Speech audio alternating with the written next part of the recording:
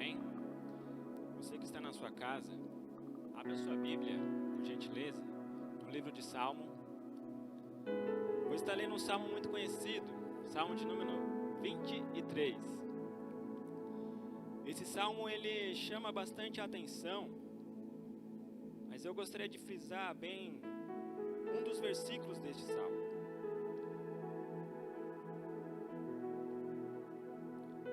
Diz assim a palavra do Senhor: O Senhor é o meu pastor e nada me faltará. Deitar-me faz em verdes pastos, guia-me mansamente às águas tranquilas, refrigera a minha alma. Refrigera a minha alma, guia-me pelas veredas da tua justiça, por amor do seu nome. Ainda que eu andasse pelo vale da sombra da morte, não temeria mal algum, porque tu estás comigo. A tua vara e o teu cajado me consolam. Preparas uma mesa perante mim, na presença dos meus inimigos. Unges a minha cabeça com óleo, e meu cálice transborda. Gostaria de frisar bem o versículo de número 6, na qual diz assim: Certamente que a bondade e a misericórdia me seguirão todos os dias da minha vida, e habitarei na casa do Senhor por longos dias. Amém. Quando nosso amado pastor me fez esse convite para estar ministrando nesta noite, a primeira coisa que eu pergunto se tem um tema, se tem um assunto específico na qual nós iremos abordar. Alguns domingos atrás, a minha esposa trouxe uma palavra muito abençoada. Nós estávamos numa série de estudos sobre o fruto do Espírito.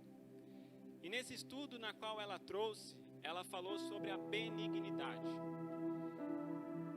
Para refrescar um pouco mais a memória dos irmãos, sabemos que, segundo aquele estudo maravilhoso na qual foi muito esclarecedor, nós podemos fazer uma diferenciação entre a benignidade e a bondade. A benignidade ela está relacionada com o caráter da pessoa, ou seja, com a parte interior do indivíduo. Enquanto que a bondade, ela consiste nas atitudes, ou seja, na exteriorização da benignidade.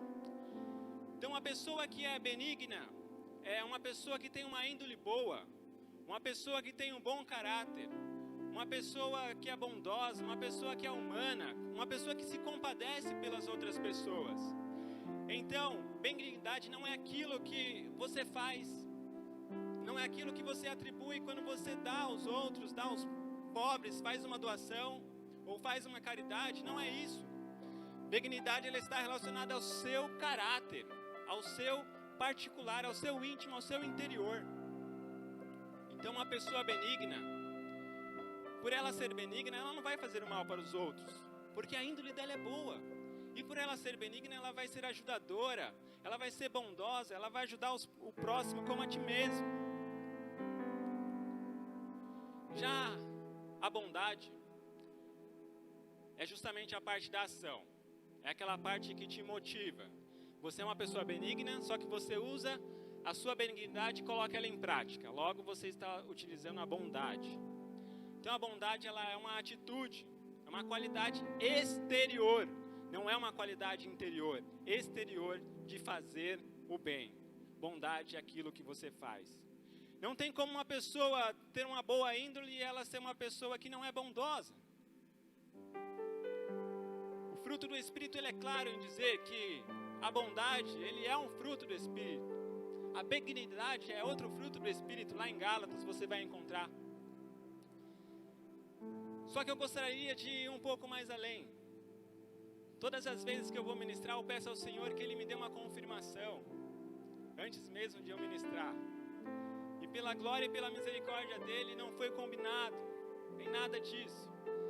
E se eu fosse dar um tema para essa mensagem de hoje, ela seria: você tem a marca da promessa na sua vida. Você tem a marca da promessa de Deus na sua vida. O pastor trouxe uma introdução, alguns minutos atrás, falando sobre aquela pessoa leprosa, que trazia marcas na sua vida, que trazia traumas na sua vida, às vezes traumas interiores, traumas exteriores. E aquela pessoa leprosa, ela trazia traumas exteriores, traumas visíveis, traumas que qualquer um que olhasse para ele conseguia perceber que ele tinha uma dificuldade, que ele tinha um problema.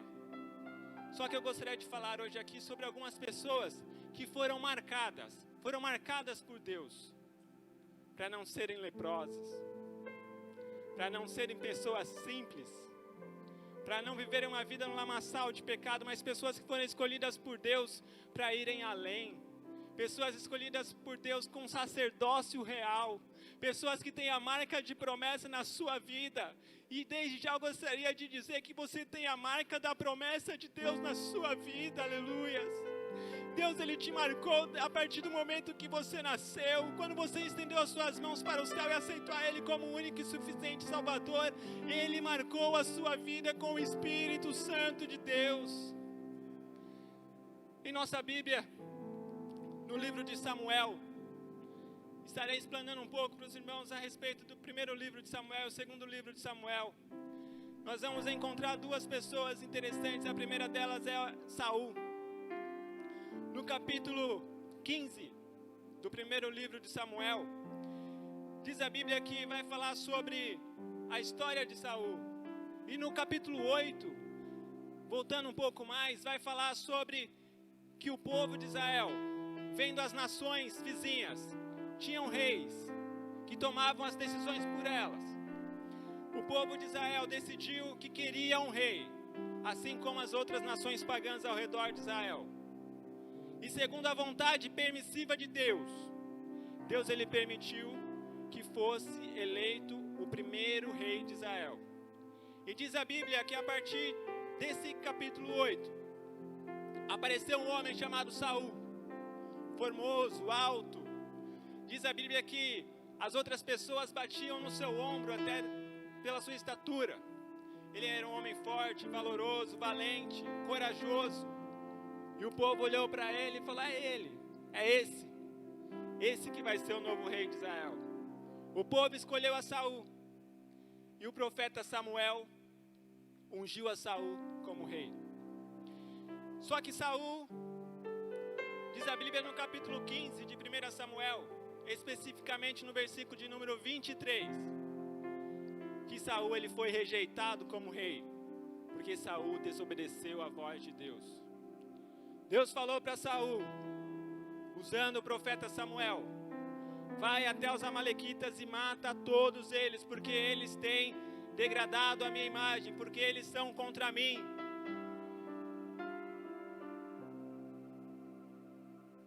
Saul foi até a guerra. Chegando lá, matou todos eles, menos o rei. E diz a Bíblia que o rei Agag permaneceu vivo, porque Saul fez um pacto com ele, fez uma aliança com ele. E os seus soldados despojaram do melhor daquela terra, do gado, das ovelhas, das vacas. E eles trouxeram com eles aqueles rebanhos, desobedecendo a ordem do Senhor, que era para matar todo mundo, para aniquilar aquela nação por completo. E Saul desobedeceu a voz de Deus. E no capítulo 15, no versículo 23, diz a Bíblia que Deus rejeitou a Saul como rei, porque ele não ouviu a voz de Deus. Quantas pessoas que têm rejeitado a voz de Deus? Saul ele foi ungido por Deus, através do profeta Samuel.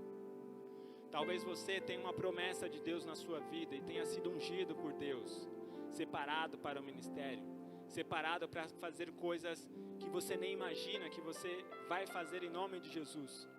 Só que você tem rejeitado a voz de Deus. Você não tem dado ouvidos à voz do Senhor Jesus na sua vida e tem rejeitado a voz do Senhor. Não queira que Deus te rejeite. Deus ele quer renovar a marca que ele tem na sua vida hoje. Deus ele quer transformar a marca que ele tem na sua vida. Ele rejeitou a Saul, mas hoje ele não vai te rejeitar. Ele está aqui hoje para te incluir novamente. um sacerdócio real. Ele quer te incluir novamente na linhagem real na qual Saul rejeitou. Saul, ele desobedeceu a voz do Senhor. E diz a Bíblia que no capítulo 16, Deus manda Samuel ungir o novo rei de Israel, porque Saul já não fazia mais parte dos planos de Deus. E a partir daquele momento, diz a Bíblia que o Espírito Santo de Deus, que ficava sobre Saul, se retirou de Saul. E todos conhecem a história do pequeno Davi, um jovem ruivo, de baixa estatura, porém formoso, porém de semblante de boa aparência. Ele era o menor da sua casa, ele era o menor dos filhos de Jessé. Só que o profeta Samuel falou que enquanto o menor não se assentasse à mesa, não teria banquete. E quando Davi ele chegou e ele entrou, o menor, fedendo a ovelha. E aqui eu faço uma vírgula que Deus ele não escolhe apenas aqueles que têm um poder aquisitivo superior. Deus ele escolhe qualquer um. Davi, ele era um homem pobre. Davi estava no campo apacentando as ovelhas, ele era um homem simples. Ele era um camponês, ele era um pastor de ovelhas. Ele não era o presidente da república, ele não era um general, ele não era grande, alto, forte, ele era de pequena estatura, mas ele foi escolhido como futuro rei de Israel. E diz a Bíblia que o profeta Samuel, lá no capítulo 16, ele ungiu a Davi como novo rei de Israel. E o Espírito Santo de Deus desceu com a marca da promessa na vida dele. E a partir daquele momento, diz a Bíblia que o Espírito de Deus se fez morada no coração de Davi. E ali naquele momento o Senhor fez um pacto com ele, porque agora ele tem a marca da promessa na vida dele. E eu quero dizer para você que você tem a marca da promessa de Deus na sua vida. Não rejeite o chamado que Deus tem para a sua vida. Não rejeite aquilo que Deus tem escolhido para você. Deus ele te ama e ele quer derramar as suas bênçãos na sua vida. Ele quer te usar. Mas para isso você tem que aceitar a Ele, aceitar o Espírito Santo dele na sua vida, em nome de Jesus.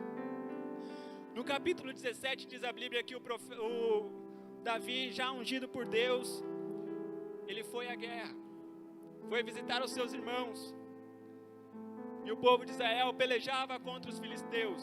E havia um gigante, muito grande, com o nome de Golias. E ele afrontava o povo de Israel, ele humilhava o Senhor dos exércitos, ele humilhava toda aquela nação. E o menor, aleluias, o menor que foi ungido por Deus, não era mais um simples homem, não era mais um simples pastor de ovelha, ele não era mais um camponês. A partir do momento que ele recebeu o Espírito Santo de Deus na vida dele, ele se encheu de uma coragem, ele se encheu de um temor muito grande. E diz a Bíblia que ele venceu aquele gigante, e a partir daquele momento ele foi considerado um grande homem. Diz a Bíblia que antes mesmo de ele vencer aquele gigante, quando o Espírito Santo de Deus se retirou de Saul, um espírito da parte de Deus, permitido por Deus, atormentava Saul. E Saul pediu que mandassem chamar um jovem para que tocasse harpa para ele. E Davi, ele foi chamado para tocar a harpa para Saul. Então, Saul, ele já conhecia Davi. E quando Davi tocava aquela harpa, o espírito mau enviado por Deus para atormentar Saul se retirava. E Saul sentia uma paz muito grande. O que me traz essa palavra é que você, tendo a marca de Deus na sua vida, você vai ser usado para libertar vidas que estão cativas, vidas que estão totalmente destruídas. Você vai ser usado por Deus para refrigerar a alma de muitas pessoas ao seu redor. Deus ele vai te usar no meio da sua família para levantar pessoas que que estavam lá no lamaçal de pecado, pessoas viciadas, pessoas traumatizadas, pessoas com traumas interiores, com traumas exteriores, pessoas que trazem marcas do passado. Deus vai te usar para mandar essas marcas embora, em nome de Jesus. E diz a Bíblia que passado um certo tempo, após Davi vencer o Golias, o rei Saul manda perguntar: quem é esse jovem? Mas como assim? Ele perguntou quem era esse jovem porque ele já conhecia Davi. Davi era o tocador de harpa, que tocava a harpa que afastava o mal de Saul. Só que Davi, ele tinha marca de promessa na vida dele.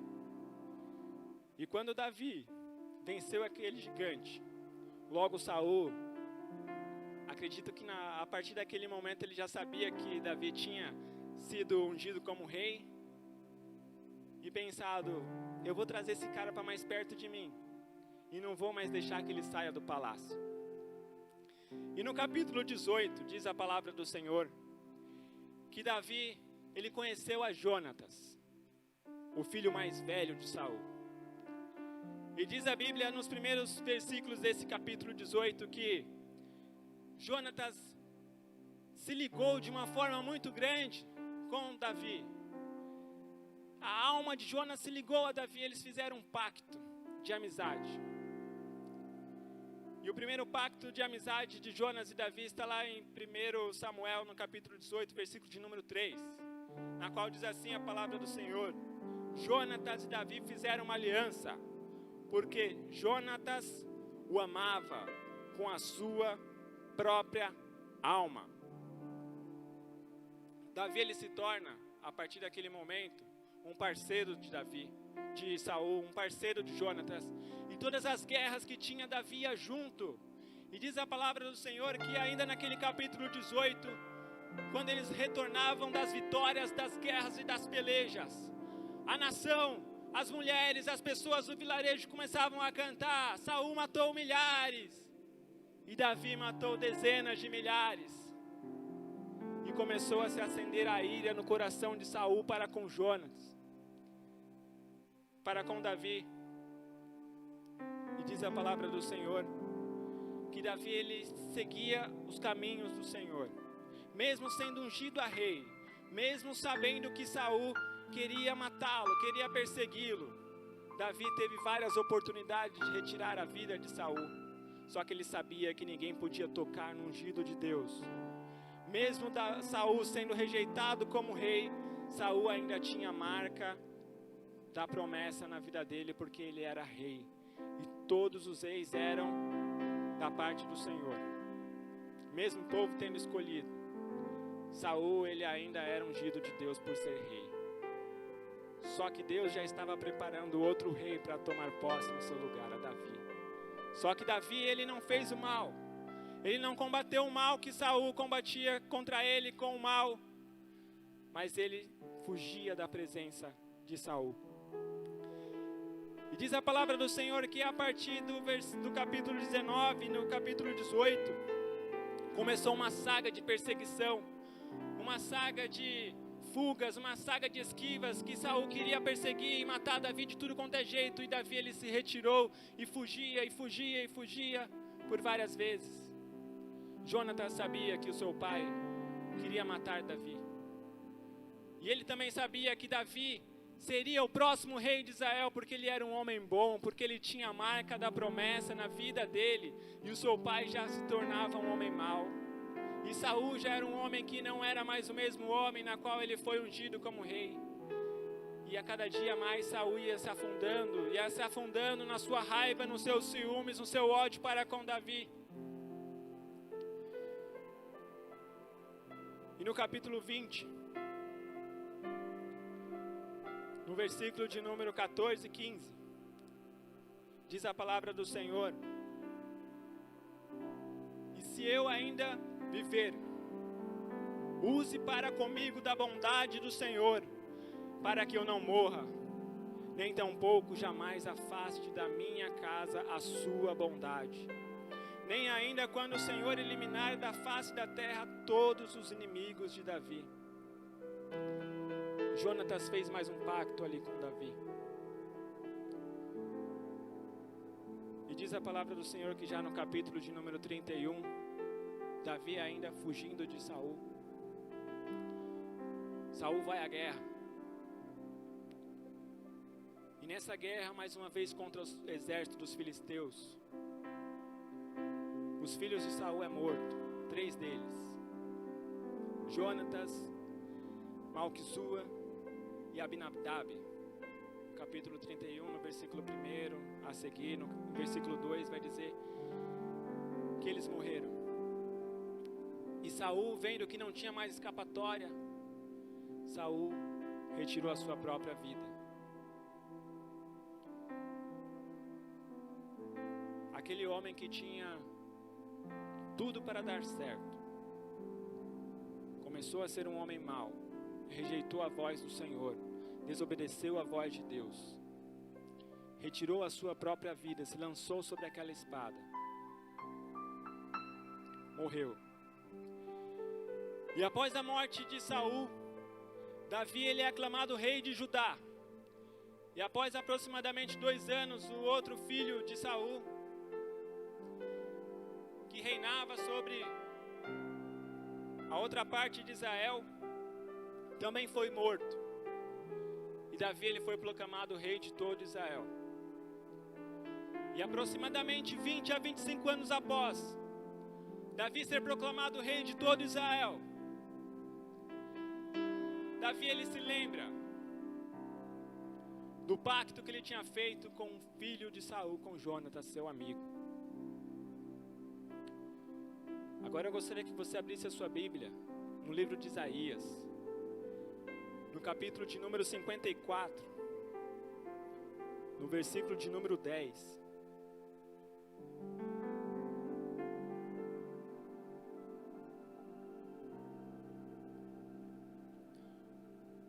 Diz assim a palavra do Senhor: pois ainda que os montes se movam e as colinas desapareçam, meu amor por você permanecerá. A aliança de minha bênção jamais será quebrada, diz o Senhor, que tem compaixão de você. Eu quero te dizer que não importa quantos anos tem passado, da promessa que Deus fez na sua vida, do pacto que você fez com Ele, quando você levantou as suas mãos e aceitou a Ele. Todas as vezes que Deus usou alguém para falar contigo, para te fazer promessas, para dizer que você ia ser usado por Ele, para dizer que você ia ser abençoado, que Deus ia transformar a sua vida, ia transformar a sua casa, ia te abençoar, ia tirar todos esses traumas da sua vida, ia te curar interiormente, exteriormente, Ele ia curar a sua vida.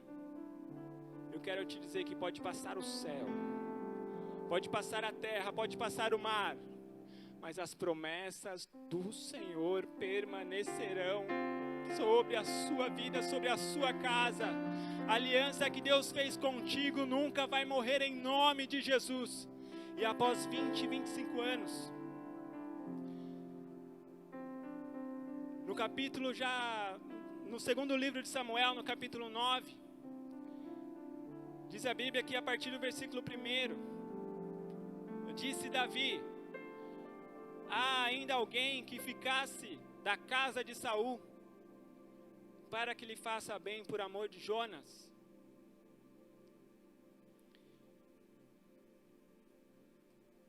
E diz a palavra do Senhor que havia um servo de Saul que ainda se encontrava no palácio, por nome de Ziba, que servia a família do Saul. E trouxeram a Davi. Você é Ziba? Perguntou o rei Davi. Ele disse: servo seu. E Davi perguntou novamente no capítulo 3: resta alguém da família de Saul para eu mostrar a bondade de Deus para com ele? E ele disse: um dos filhos de Jonas ainda está vivo. Respondeu Ziba: mas ele é aleijado de ambos os pés.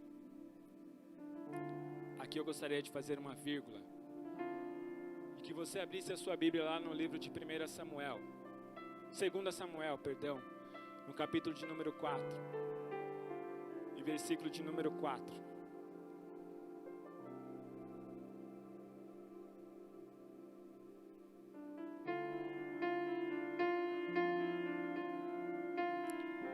Diz a palavra do Senhor: e Jonas, filho de Saul, tinha um filho aleijado de ambos os pés. Era da idade de 5 anos quando as novas de Saul e Jonas vieram de Jezreel. E sua ama o tomou e fugiu. E sucedeu que, apressando-se ela a fugir, ele caiu e ficou coxo. E o seu nome era Mefibosete.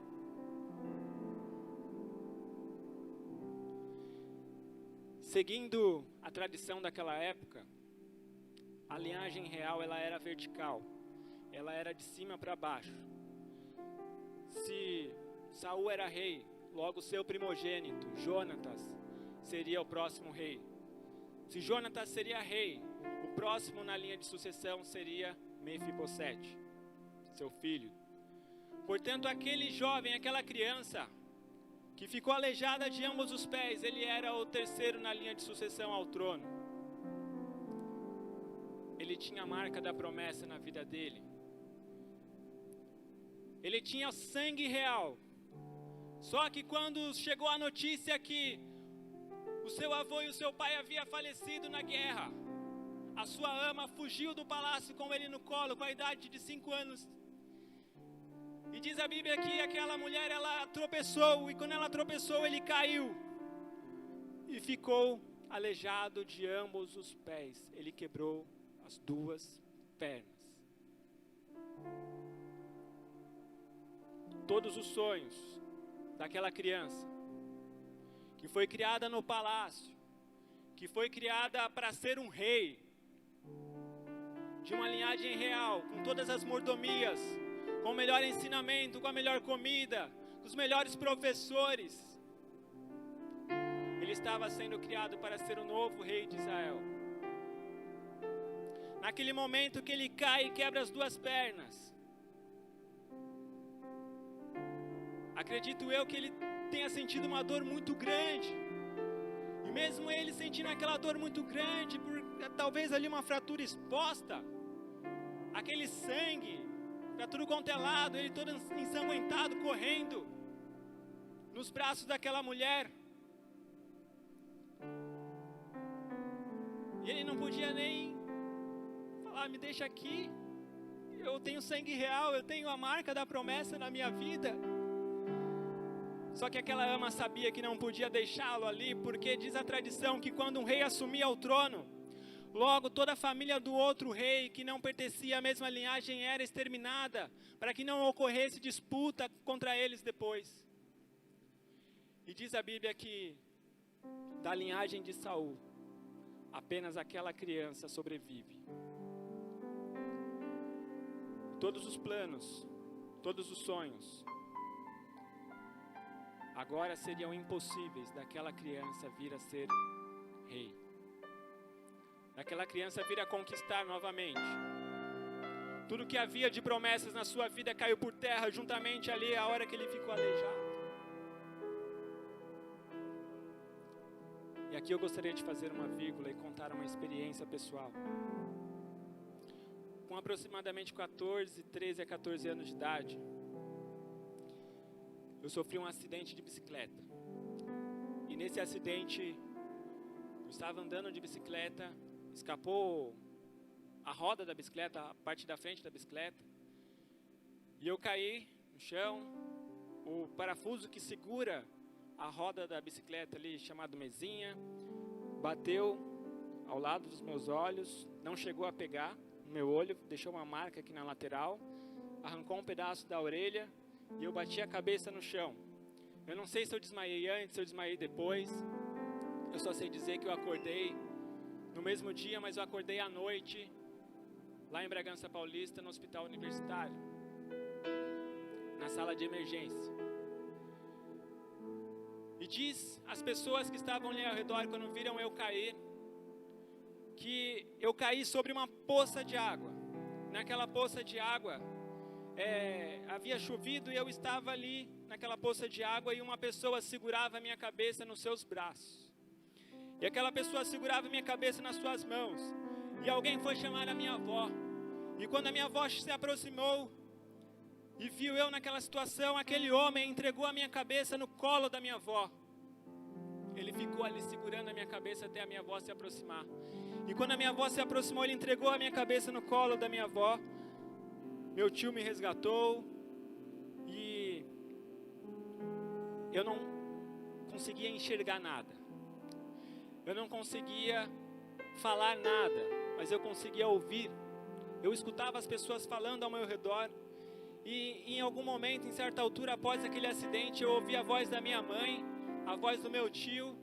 E nós chegamos ali na Santa Casa de Atibaia.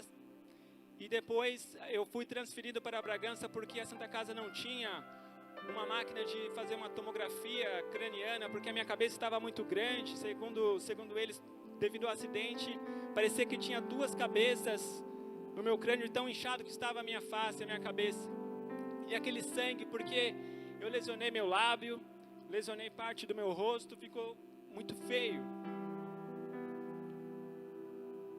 E passado um dia, a minha avó avisou a minha mãe que tinha uma pessoa segurando a minha cabeça. E minha mãe disse: eu preciso agradecer essa pessoa que estava segurando ali o Thiago enquanto o socorro não chegava. E minha mãe pediu para que uma tia cuidasse de mim naquele hospital. E aquela tia ficou o restante da semana comigo no hospital. E os outros dias da semana minha mãe foi falar com os vizinhos. E quando ela se dirigiu para falar com os vizinhos, ela perguntava: quem era aquele homem que estava segurando a cabeça do Tiago naquela poça de água? Os vizinhos falavam: Dona Teresa. Não tinha ninguém segurando a cabeça do Tiago naquela poça de água. Nós ficamos com medo até de ir lá socorrer ele. Não havia ninguém segurando a cabeça dele naquela poça de água. Mas a minha avó havia falado para minha mãe que havia um homem de branco segurando a minha cabeça. E quando a minha avó se aproximou, aquele homem de branco que estava com a minha cabeça no colo dele, colocou no colo da minha avó e entregou nos braços dela. Eu creio que aquele homem era o próprio Deus que estava ali para me socorrer naquele momento. Talvez naquele momento que eu tivesse sofrido aquele acidente, a minha família talvez tinha falado dentro dela: acabou todos os planos que tinha na vida do Tiago. Ele deve estar com traumatismo craniano, com a face toda destruída.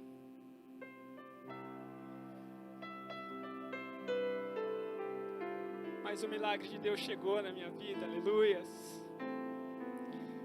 Segundo a minha mãe, eu fiz os exames, todos eles ali no Hospital Universitário de Bragança Paulista.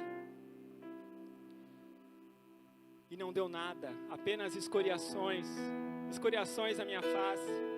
Eu trago algumas marcas daquele acidente até hoje. Um pedacinho da orelha que saiu, uma marquinha aqui, uma marquinha no lábio. Algumas marcas no ombro.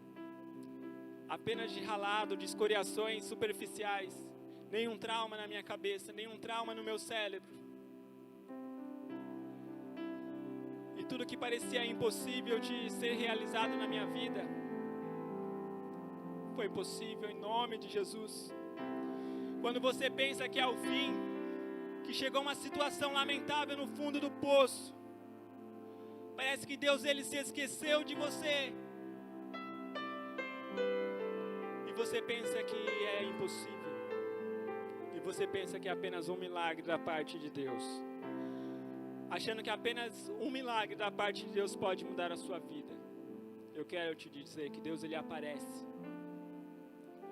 e te coloca no colo, assim como Ele me colocou no colo, aleluia. Tem um hino muito lindo que ele diz assim: aquilo que parecia impossível, aquilo que parecia não ter saída, aquilo que parecia ser minha morte, mas Jesus mudou minha sorte. Sou um milagre, estou aqui. Aquilo que parecia impossível, aquilo que parecia não ter saída, aquilo que parecia ser minha morte, mas Jesus mudou minha sorte. Sou um milagre, estou aqui. Esse não foi o único milagre que o Senhor fez na minha vida, Ele fez outros milagres. E Mefibosete, ele foi parar numa cidade chamada Lodebar, em um lugar de esquecimento, um lugar que ele morava a favor, na casa de um homem, de uma outra pessoa. E talvez você esteja atravessando a mesma situação. Mefibosete tinha marcas em suas pernas, marcas interiores, marcas exteriores, que era possível serem vistas por outras pessoas, e as pessoas se compadeciam por Mefibosete. A Bíblia não fala sobre a condição sanitária ou da pobreza daquele lugar, mas o que eu quero enfatizar hoje aqui é que não importa a sua condição física, a sua condição financeira, talvez você esteja se sentindo esquecido, talvez você esteja se sentindo abandonado. Seus sonhos, seus projetos, seus relacionamentos, a sua saúde física, a sua saúde mental estão de certa forma prejudicadas por situações, experiências de vida passadas, marcas que foram trazidas por vivências negativas, de relacionamentos anteriores, de relacionamento familiar, de trabalho, de pessoas. Não importa se você já foi preso, se você já fez a pior coisa que você imagina na sua vida. Todas essas marcas, o Senhor, Ele quer retirar hoje. Deus, Ele quer limpar todas as marcas que você trouxe na sua vida hoje. Marcas visíveis, iguais de Mefibosete, todos podem ver. Às vezes as pessoas podem ver as marcas que você tem na sua vida, mas hoje Deus me trouxe aqui para falar com você sobre essas marcas que só você sabe, que só você e Deus sabe que você tem, as marcas invisíveis que você carrega no seu íntimo, no seu interior, dentro da sua mente, na sua cabeça, no seu coração. Essas marcas que apenas você sabe, essas marcas que apenas você conhece, que você não contou para ninguém. Hoje Deus, Ele quer renovar a sua vida, Ele quer renovar a marca que Ele tem, a marca da promessa que Ele tem na sua vida, aleluia. Deus, Ele quer renovar a sua vida. Deus, Ele quer tirar todas essas marcas que tem na sua vida. Hoje Deus, Ele está trazendo à memória todas essas marcas, todas as situações que te marcaram, que te afetaram de alguma forma. Hoje Deus, Ele quer te libertar. Hoje Deus, Ele quer te limpar. Diz a palavra do Senhor que Mefibosete não via mais solução alguma. E quando Davi se lembrou de Mefibosete, do pacto que ele tinha com Jonas, ele manda chamar Mefibosete no palácio. Talvez naquele momento Mefibosete, sabendo que o rei mandou chamá-lo no palácio, tenha passado em sua cabeça milhões de coisas, milhões de pensamentos negativos. E agora, o rei descobriu que eu estava vivo, o único que podia assumir o trono novamente. O rei descobriu que eu estava vivo, agora ele vai me matar, ele vai retirar a minha vida. O que eu faço? Não tinha como ele correr, ele era aleijado. Ele tinha uma deficiência física que impedia ele de correr. Só que o rei chamou, então ele tinha que se apresentar perante o rei. E diz a palavra do Senhor, que se ele se apresentou perante o rei, e lembrou-se Davi do pacto que ele tinha para com Jonas, e usou de benevolência, para com a vida de Mefibosete. E a partir daquele dia, Ziba, que era um criado de Saul, Davi ordenou que ele fosse o criado e servisse a Mefibosete. E diz a palavra do Senhor, que todos os dias de Mefibosete, ele sentava à mesa do rei. E eu quero te dizer para você nesta noite, que o Senhor, Ele te convida para se assentar na mesa do rei. Porque você tem a marca da promessa dele na sua vida. No livro de Isaías, no capítulo 49, no versículo de número 15, diz assim a palavra do Senhor: pode uma mulher esquecer-se tanto do filho que cria, que se não compadeça dele, do filho do seu ventre? Mas ainda que esta viesse a se esquecer, eu todavia não me esquecerei de ti. Aleluias, diz o Senhor dos exércitos. Deus, Ele não se esqueceu de você. O Senhor não se esquece de um filho seu. Você tem a marca da promessa dele na sua vida. Não importa as marcas que você trouxe com você. Hoje Deus quer passar uma borracha. O sangue dele vertido na cruz do Calvário está te limpando hoje, nesse momento. Você que está aí na sua casa agora, feche seus olhos. Eu quero orar pela sua vida. Eu quero orar pela sua vida para que o Senhor, Ele possa limpar a sua vida. Que todas as marcas do passado, talvez naquele momento que Mefibosete foi chamado ao palácio, ele pensou que seria morto, mas hoje Deus, Ele te chama para você morrer para o mundo e para você viver novamente para Ele, para que você tenha a vida eterna em nome do Senhor Jesus.